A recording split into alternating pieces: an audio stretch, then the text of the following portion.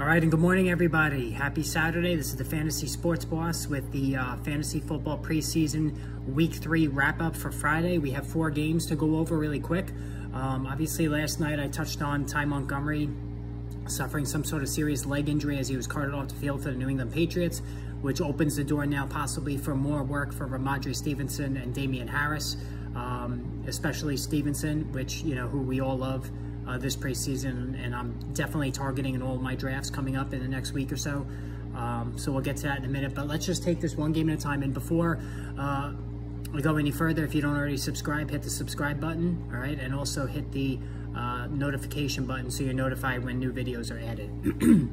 All right, so really we just got to get through tonight in terms of injuries, worrying about meaningless games, seeing players go down to meaningless games and suffering injuries. Montgomery obviously is not a big name, but it's that threat of anybody going down in a game that means nothing that, you know, keeps fantasy football owners up at night, especially if you've had your draft already. So we'll watch for that tonight. There's a lot of games today.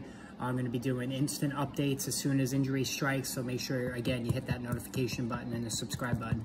All right, let's start with Buffalo versus Carolina. Baker Mayfield looked awesome. 9 for 15, 89 yards passing, 2 touchdowns. He had that one ridiculous throw in double coverage that's making the rounds on social media.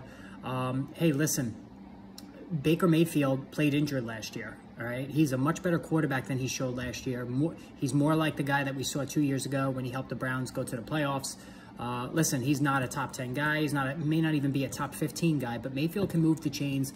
He throws a good deep ball, and this is going to jive well with DJ Moore, who I'm going to be very aggressive on. Moore is always criminally underrated.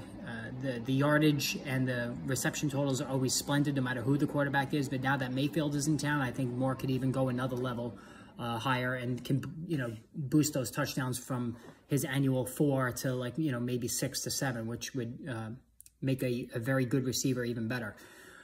Sam Darnold looks like he suffered a high ankle sprain, 5 for 11 passing, rushed for a touchdown, 49 yards. Yeah, it's just not happening for Sam Darnold, unfortunately. It's just, from the minute he's been drafted, he's been very indecisive. Doesn't like to go down the field, doesn't read defense as well. It's just, he's a bust. There's no other way to put it. It's ironic that him and Mayfield are both getting a second chance on the same team since they're from the same draft class. And, to this point have not met expectations. Darnold more than Mayfield.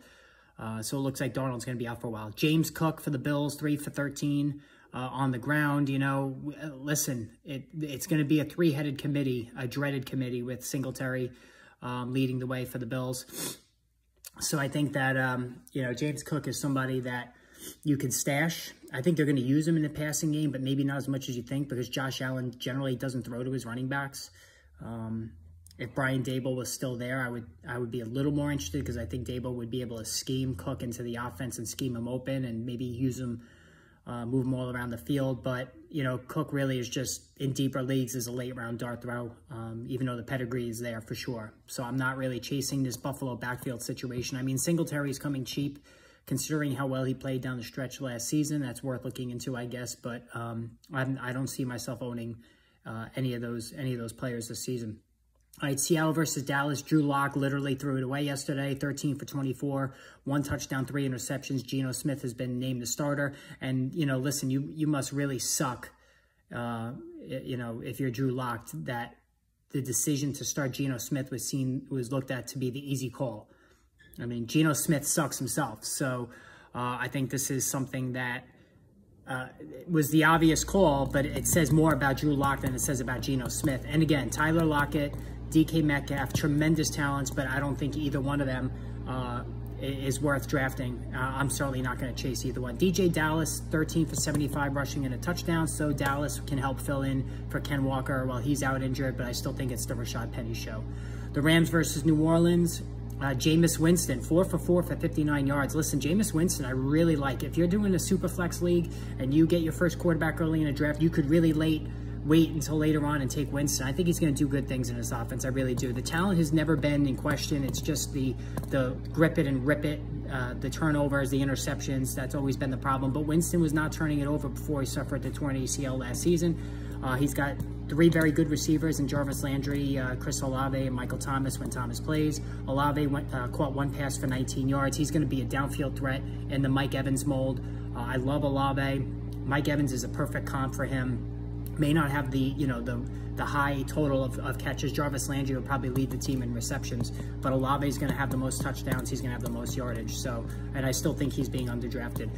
Speaking of the Saints offense, Alvin Kamara got some work in, 2 for 19 rushing, caught a pass for 5 yards. I think Kamara dropping into that middle second round is a splendid value. The suspension doesn't look like it's happening. You worry about the video being leaked of him knocking out the guy, and then the NFL is going to have to react. That could happen.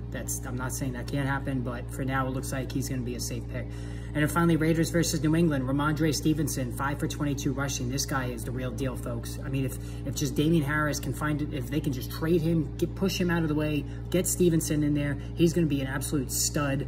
He comps to Javonte Williams in terms of athleticism, catching the football, and breaking tackles. So I think that Stevenson is going to be tremendous. All right, so that's all for the wrap up. Make sure you hit the subscribe button, and we will talk to you guys later. Take care, guys.